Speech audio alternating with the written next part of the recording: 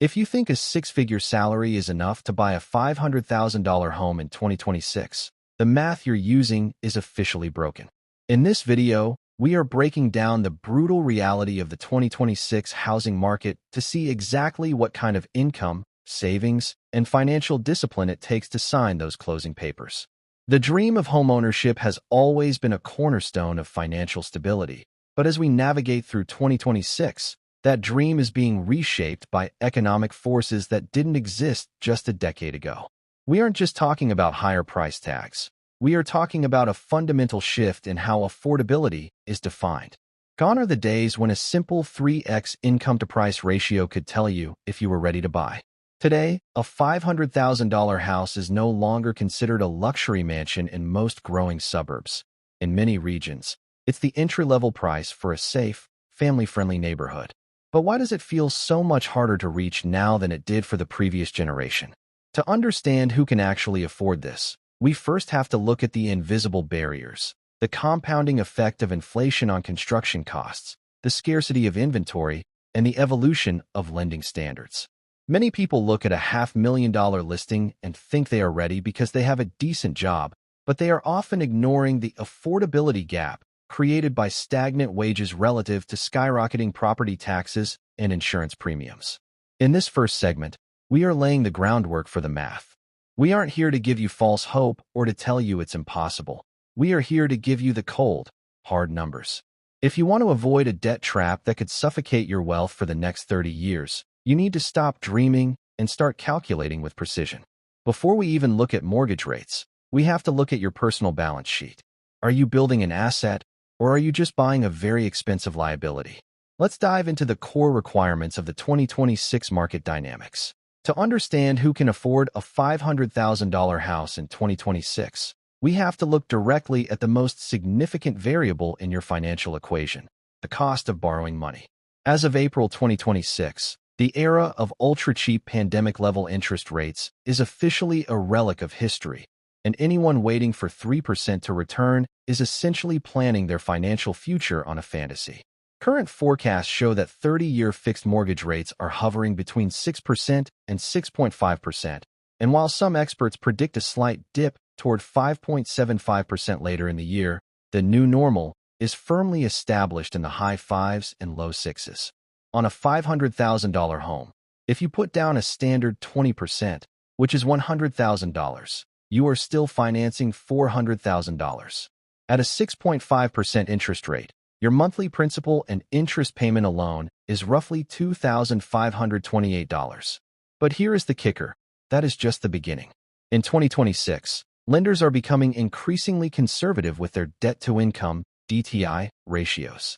While some federal programs might allow you to stretch your DTI to 45% or even 50% under extreme scrutiny, the golden rule for a sustainable lifestyle remains the 28-36 rule. Your housing costs should not exceed 28% of your gross monthly income. This means that for a $2,500 mortgage payment, you'd need a gross monthly income of nearly $9,000 just to satisfy the basic principal and interest portion, without even considering the massive spikes we've seen in property taxes and home insurance premiums over the last 2 years. If you have other debts, like a car loan or student education payments, your qualifying power drops even further. The market in 2026 isn't just about whether you can get approved. It's about whether you can survive the monthly cash flow drain. If your salary hasn't kept pace with the 3% average wage growth seen recently, that $500,000 price tag starts to look more like a mountain than a milestone. You have to ask yourself, are you earning enough to feed the bank every month and still have enough left over to actually live your life? One of the biggest hurdles in 2026 isn't just the monthly payment. It is the massive wall of cash required to even walk through the front door. For decades, the 20% down payment has been touted as the gold standard of financial health. On a $500,000 home, that amounts to a staggering $100,000 in liquid cash. In an economy where the cost of living has squeezed the average person's ability to save, accumulating six figures just for a deposit has become a monumental task that separates the haves from the hopefuls. However, Many first-time buyers in 2026 are looking toward low-down payment options like FHA loans or 3% conventional programs to bridge the gap. While these programs make the home accessible with as little as $15,000 to $17,500 down, they come with a hidden financial poison: private mortgage insurance, or PMI. When you put down less than 20%, the lender views you as a higher risk, and you are forced to pay a monthly premium that protects their investment, not yours. In today's market, PMI on a $485,000 loan balance can easily add another $150 to $300 to your monthly bill. Furthermore, by putting less money down, you are financing a much larger principal amount at 2020 SIX's higher interest rates, which means you could end up paying hundreds of thousands of dollars more in total interest over the life of the loan compared to someone who put 20% down. But the down payment isn't the only upfront cost. You must also account for closing costs, title insurance, attorney fees, transfer taxes, and loan origination fees, which typically range from 2% to 5% of the purchase price. For a $500,000 home, that's another $10,000 to $25,000 in cash that you need in addition to your down payment. If you are scraping the bottom of your savings account just to make the down payment and closing costs, you aren't actually affording the house. You are leaving yourself one emergency away from financial ruin. Real affordability in 2026 means having your down payment, your closing costs, and a separate 6-month emergency fund fully intact before you even place an offer. When most people ask if they can afford a $500,000 house, they focus entirely on the mortgage, but in 2026, the hidden monthly costs are what actually break the budget. First, let's talk about property taxes. While they vary by location, the national average for a home of this value can easily sit between $450 and $650 per month. In high-tax states, that number can double, meaning you are essentially paying a second mini-mortgage just to the government every month. Then, there is the skyrocketing cost of homeowners insurance. Due to increased climate risks and higher rebuilding costs, the average annual premium for $500,000 of dwelling coverage has surged to approximately $3,538 in 2026, about $295 per month. In states like Florida or Texas, you could be looking at $400 to $700 monthly just for insurance. But the most overlooked leak is the maintenance reserve. Financial experts suggest setting aside 1% to 4% of your home's value annually for repairs. For a $500,000 home, that's $5,000 to $20,000 a year, or roughly $416 to $1,666 every single month just to handle the when, not if, expenses like a failing HVAC system or a leaky roof. When you add up taxes, insurance, and a realistic maintenance fund, you are looking at an additional $1,100 to $2,500 on top of your principal and interest. Suddenly, that affordable $2,500 mortgage has transformed into a $4,500 monthly commitment. Many homeowners in 2026 find themselves house poor, meaning they have a beautiful roof over their heads, but can't afford to go out to dinner or save for retirement because their house is eating every spare cent. To truly afford this home, your calculation must include these recurring leaks, or you'll find your bank account draining faster than you can fill it. Even if you manage to clear the hurdle of the mortgage, taxes, and insurance, there is one final monthly category that often catches 2026 homeowners off guard: the cost of actually keeping the house running. We call this the lifestyle tax. For a $500,000 home, utilities are no longer a minor footnote in your budget. Between high-speed fiber internet, water, trash, and the ever-increasing cost of heating and cooling a larger square footage space, the average homeowner is easily looking at $200 to $400 per month just for basic services. If the home is part of a planned community, you must also factor in homeowners association, HOA, fees. In 2026, the national average for HOA fees has climbed to roughly $291 per month, and in many luxury or high-demand developments, this can surge past $500. Unlike your mortgage, which stays fixed, HOA fees and utilities are subject to inflation and can rise every single year. This is why the traditional 30% rule, the idea that you should only spend 30% of your gross income on housing, is being pushed to its absolute limit. In today's market, many financial experts have shifted this safe ceiling to 35% of your gross income to account for these rising utility and service costs. If we take our previously calculated total monthly commitment of roughly $4,500, covering the mortgage, taxes, insurance, and maintenance, and add $300 for utilities and $300 for HOA fees, your total all-in cost is now $5,100 per month. To keep this under the recommended 35% of your gross income, you would need to earn nearly $14,570 per month, which translates to an annual salary of approximately $175,000. If you are earning less than this, you aren't just buying a house. You are sacrificing your ability to travel, save for your children's education, or invest in your own retirement. Affordability in 2026 isn't just about whether the bank says yes. It's about whether your lifestyle says yes after the bills are paid. While your income is the engine of your home buying journey, your existing consumer debt acts as the anchor that can sink the entire ship. In 2026, lenders are scrutinizing back-end debt-to-income (DTI) ratios more than ever, and this is where most middle-class earners fail the affordability test. Your back-end DTI includes every recurring monthly debt, the new mortgage payment, car loans, student loans, and minimum credit card payments. As of early 2026, the average new car payment has hit a record high of roughly $767 per month. Combine that with the typical student loan payment of around $200 to $300, and you are already looking at over $1,000 in monthly obligations before you've even bought a single brick of your house.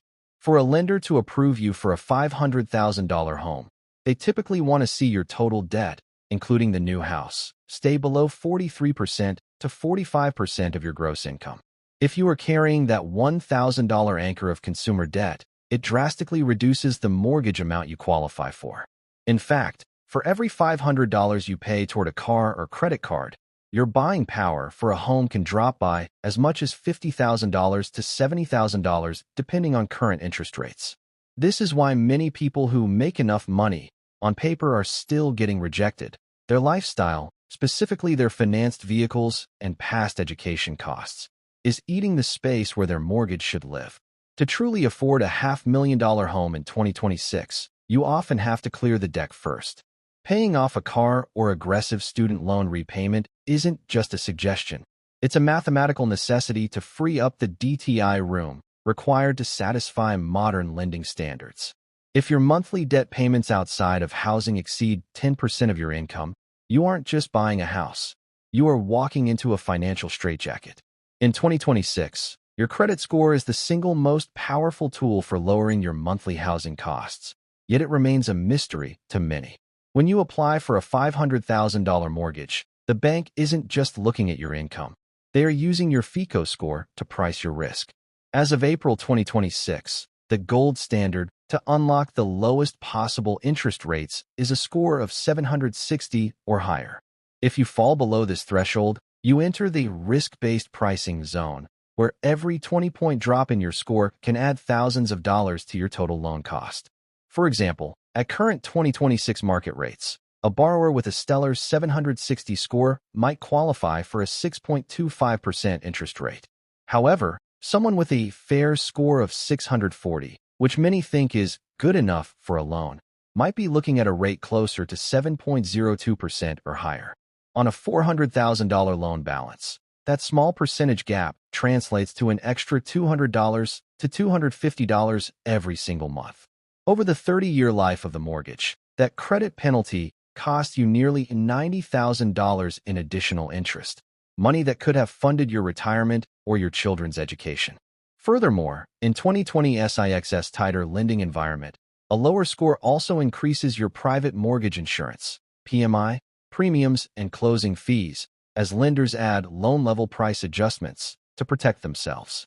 If your score is under 620, getting a conventional mortgage for a $500,000 home becomes almost impossible, forcing you into government-backed loans that may have stricter appraisal requirements or permanent insurance costs.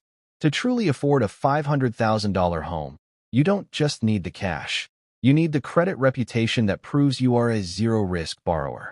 Before you start house hunting, your first job is to clean up your credit report, pay down balances to under 30% utilization, and ensure your score is working for you, not against you.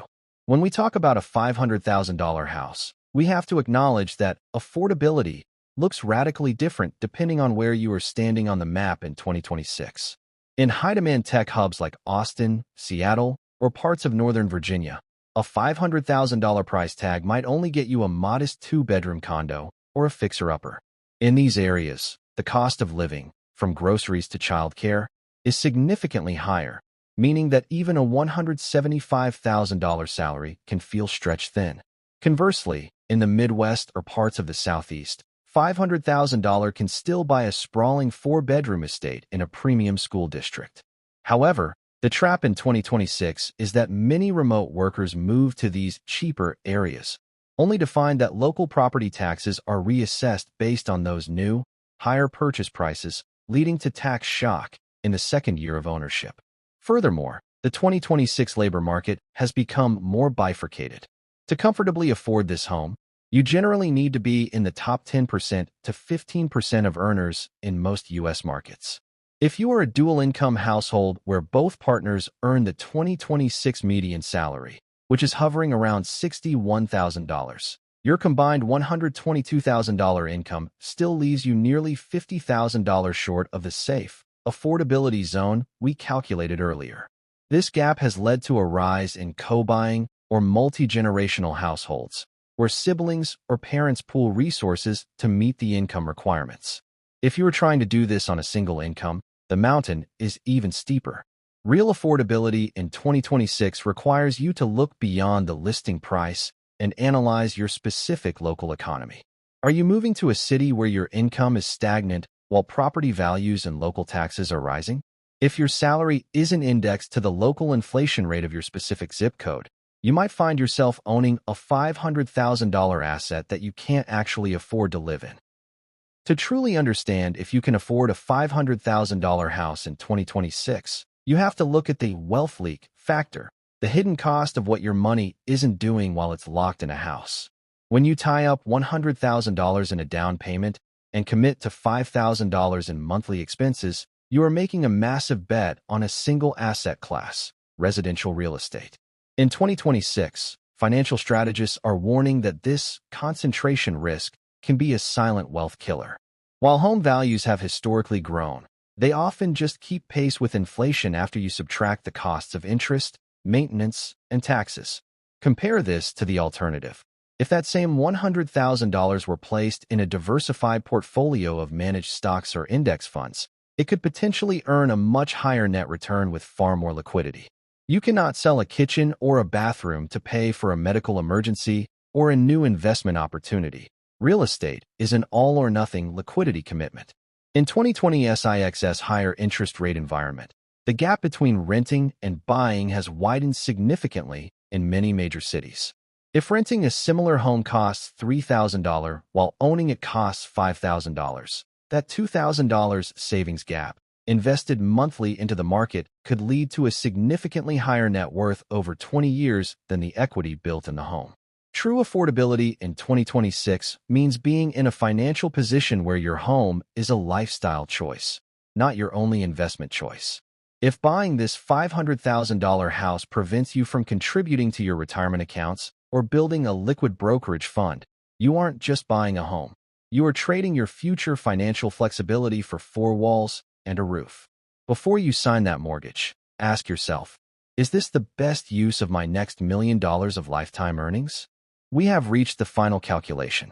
After breaking down the mortgage, the hidden taxes, the insurance spikes, the debt-to-income anchors, and the massive opportunity costs, the picture for 2026 is crystal clear. To actually afford a $500,000 house without living in a state of constant financial anxiety, you need more than just a pre-approval letter from a bank. True affordability in this market requires three specific pillars. First, a gross household income of at least $170,000 to $180,000 annually to keep your total housing costs, all in, under the 35% safety mark. Second, a liquid cash reserve of at least $130,000, which covers a 20% down payment closing costs, and a robust 6-month emergency fund so that a broken water heater doesn't become a financial disaster. Third, a debt-free lifestyle where your car, credit cards, and student loans aren't competing for the same dollars as your mortgage. If you meet these criteria, a $500,000 home can be a powerful engine for stability and long-term equity. But if you are stretching your budget, relying on a 3% down payment, and crossing your fingers that interest rates will drop soon, you are not buying an asset. You are volunteering for a decade of house-poor survival. The 2026 housing market is unforgiving to those who ignore the math. Remember, the goal of personal finance isn't just to own things. It's to own your time and your freedom. A house should be a sanctuary, not a cage.